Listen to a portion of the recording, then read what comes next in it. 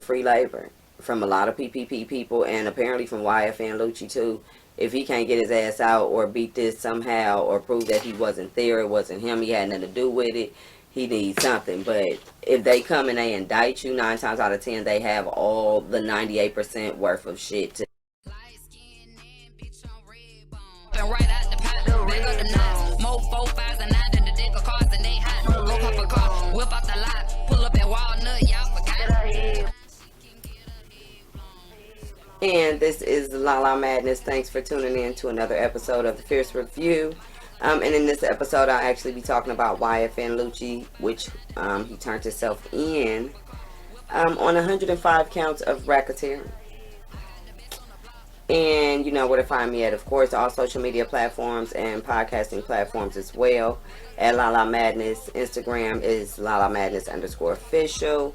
And, you know, check me out. Holla at me. Get back in touch with me in regards to anything as well. Leave a comment, like, share, subscribe, all that good stuff. Anywho. I guess breaking news.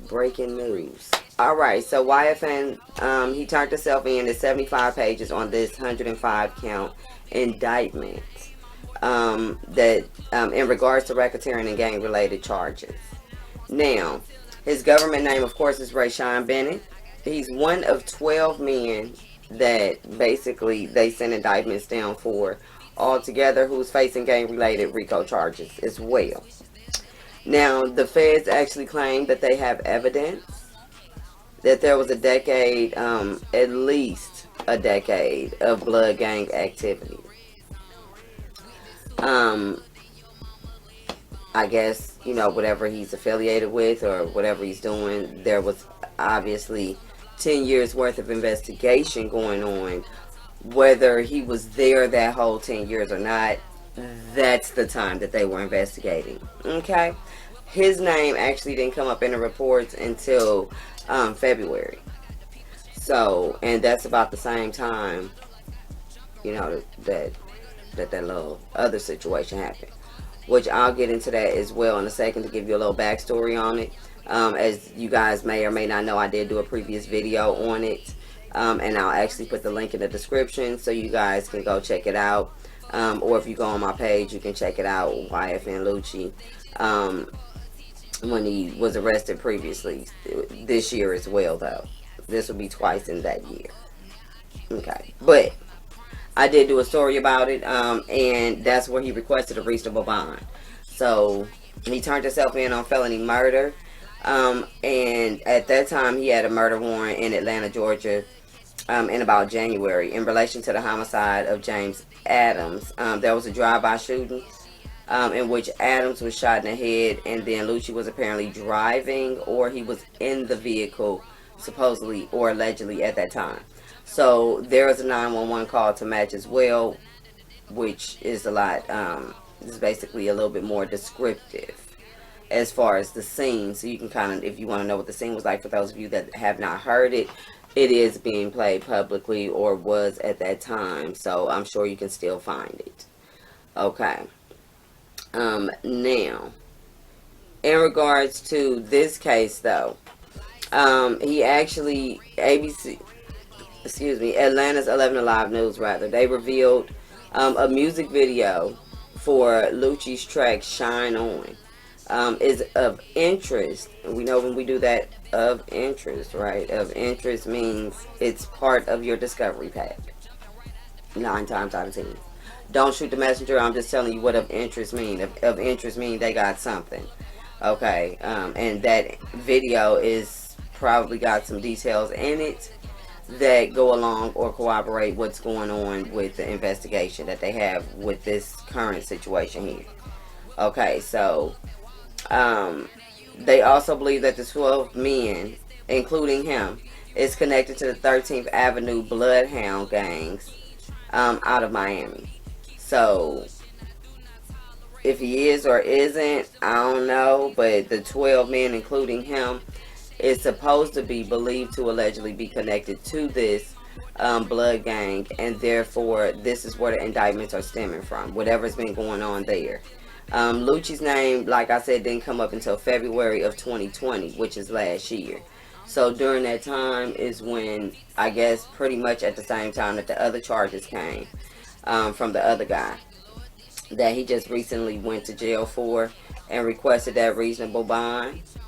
Because during his court appearance for that case, when he requested a reasonable bond for the shooting or the murder or the whatever have you that they're calling it, homicide, okay, they use different words, we're going to use them too. So he actually did a Zoom meeting, and he was asking the judge to give him a reasonable bond because he has 4 underage children and he has a mother that he supports, which is kind of like everybody else, or the majority, because some people don't take care of shit. So we're not going to give everybody credit. So the ones that do already do this want a reasonable bond too. But I mean, being like I mentioned there in that story, he had a Maybach that year. He's, his deal was looking good. He had a whole bunch of stuff going on, coming down the pipe and everything that he had just signed. And then that case came up. So that made it a little bit difficult because he did have to go to jail. But he did actually, once he requested that reasonable bond, he got the reasonable bond. Okay, so they did actually approve it, and the conditions was house arrest. My response to the fact that he needed a reasonable bond as well in the first place is that he shouldn't have been in the car because he should have too much money, and also, whatever he's doing in the music industry, they got Suge Knight type people that do that shit. Okay, that's not something that people that's already on go and do. If they do it, you're not gonna hear about it. Like this, twice in the same year. Okay, because now we're here. Because you gonna figure out eventually either you made it or you didn't. Because Suge Knight people is out there. The people that do what Suge Knight was doing back in the day, which is why his ass in jail now. But at the end of the day, they got people that go rough up people and all that old shit for whatever situations that happen. Basically, what I'm saying is it shouldn't have been your ass. No. Anywho, now, since he was actually, once he got out on that bond, though, the officials claimed that he stopped by the strip club. When you get out on a condition of, I guess, house arrest, he was supposed to go straight to the house from jail. Instead, he stopped by the strip club, and then he failed the drug test as well during that time while on house arrest.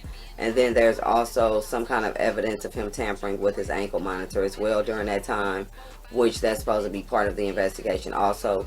But neither of them actually led to revoking his bond, which was kind of suspicious, right? Like, damn well, when you do all that, they be on that BS, and so therefore, your bond is revoked. Your probation is, revoked. All of that is possible to happen, depending upon who you're dealing with.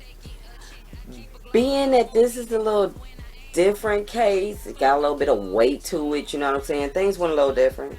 So, I'm just gonna say that the feds got a 98% conviction rate.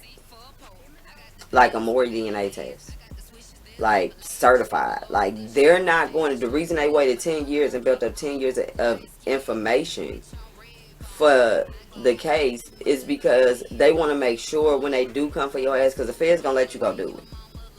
They're gonna let you do it. They probably gonna help you do it. They probably gonna put a little tidbit out there to come on and try this. And next thing you know, 10 years later, they gonna come back and be like, see, remember what had happened was back then? Yeah, we didn't forget. We just was waiting on you to go do more shit because you thought you got away with that, but you didn't. That's when people start to get sloppy because they get away with it so much, and the feds know. Let them get sloppy. Let them get lazy. He'll think there ain't nobody paying attention. Get to slipping, and then bam, here we are.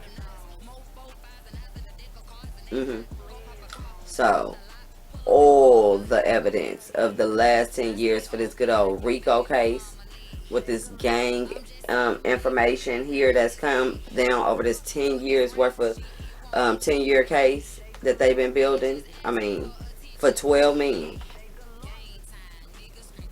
I mean, they already locking up everybody for the PPP loans and everything else. I mean, y'all ain't figured it out yet. Don't become a prisoner when when currency ain't currency no more, when whatever happens here financially. You might want to go ahead and check into the business sector of things as well to see what's coming down the pipe. And if you ain't got your shit together, it's gonna be bad for you out here. And therefore, in this situation, they gonna be getting a bunch of free labor from a lot of PPP people, and apparently from YFN Lucci too. If he can't get his ass out or beat this somehow or prove that he wasn't there, it wasn't him, he had nothing to do with it, he needs something. But if they come and they indict you, 9 times out of 10, they have all the 98% worth of shit to convict your ass. Well, they got 100% worth of shit, but then that conviction rate is 98%. That's certified. You can look that up. Okay. If you get a Fed case, yeah, some people can beat it, but that lawyer that you gonna motherfucker need to beat that guy is gonna be that nigga. Let me tell you. Well, excuse my French. It's a terrible word. But anywho, he gonna be that guy, he, she, whoever, that you gonna get needs to be a high-paid, high-powered attorney. And he gonna need to do his damn job. He gonna work for every bit of this coin. Every bit.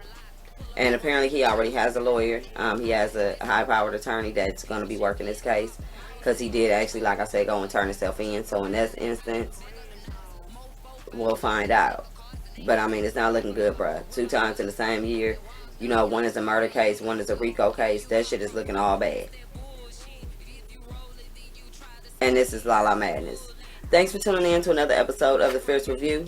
Let me know what you guys think about the situation. Any new details that come along the pipe. Like I said, this is an update from a previous show I did. So make sure that you check that out. Also, hit me up, DM, email, whatever you choose to do, comment. So I can know what you guys think about it. Alright. Right out the pot, bag up the knots. More 4, 5s and 9 than the deck of cards, and they hot. Woke up a car, whip out the lot, pull up at Walnut, y'all.